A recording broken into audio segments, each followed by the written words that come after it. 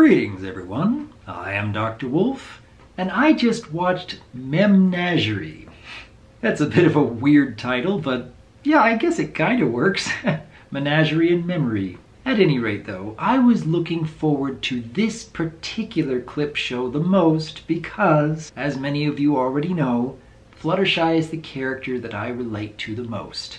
Fluttershy is the character that I talked about in my very first video here on YouTube, and goodness, it's been so many years since then. And I was genuinely curious exactly how they were going to frame a story to fit around the various episodes that Fluttershy has had over the years. And I have to admit, at first I was a little disappointed.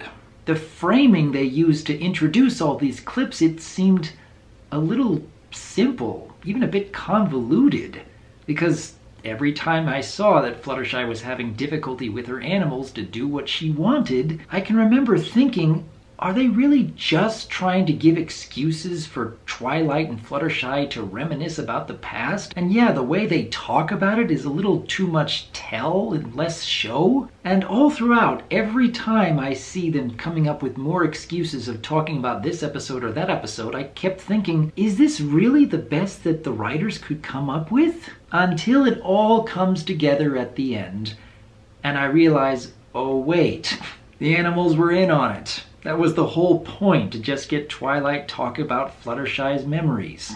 Okay, I have to admit, you got one on me.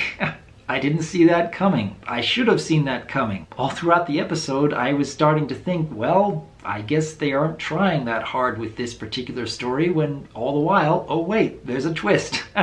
I kind of wish they showed a little bit more of Starlight and Spike throughout, but if they did, that kind of would have given away the ending. So, kudos on that. But about the episodes themselves, I mean, goodness, they're going through a lot of stories where Fluttershy is showing her stage fright, and then her assertiveness, and how she befriended Discord, and of course all the animals that have helped her along the way. And yeah, I had a hard time remembering what each of these episodes were called. I had to look up a few of them because, goodness, it's been so long. But they go through A Health of Information, they go through Stairmaster, they go through Keep Calm and Flutter On, the Season 4 premiere, the Season 1 premiere. They even went through Fake It Until You Make It. That's not something I would have thought of for Fluttershy's assertiveness, but yeah, I have to admit, going through those different characters in that very short scene did give me a chuckle. But by far, Power Ponies. Oh, wow. I don't care how many times I see Fluttershy hulking out, that's always going to crack me up. Oh goodness, just reminiscing about these old episodes still brings up so many feelings of nostalgia over the years. But I have to admit, watching Fluttershy's journey from the beginning all the way to the end of Season 9, Fake It Till You Make It, and even the in-between season, Best Gift Ever, it reminded me of that very first video I made on Fluttershy. Her weakness is part of her greatest strength. The fact that she is so hesitant and shy and even fearful and has a hard time being assertive, that she's had to learn those kind of lessons many times over, it reminded me of how far I've come.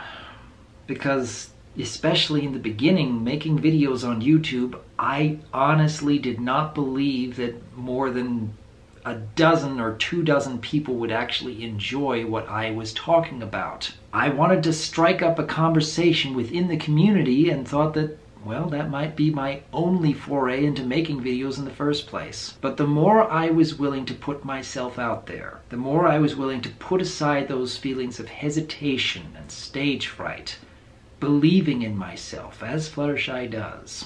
And even as this episode points out, Fluttershy still has difficulty being assertive, just as I do. Believing in myself, just as she's still learning to believe in herself. It's a lifelong journey. I am still growing, just as Fluttershy is.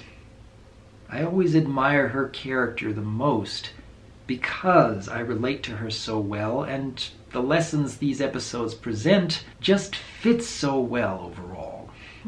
Memnagerie may not have been something that I was really into at first.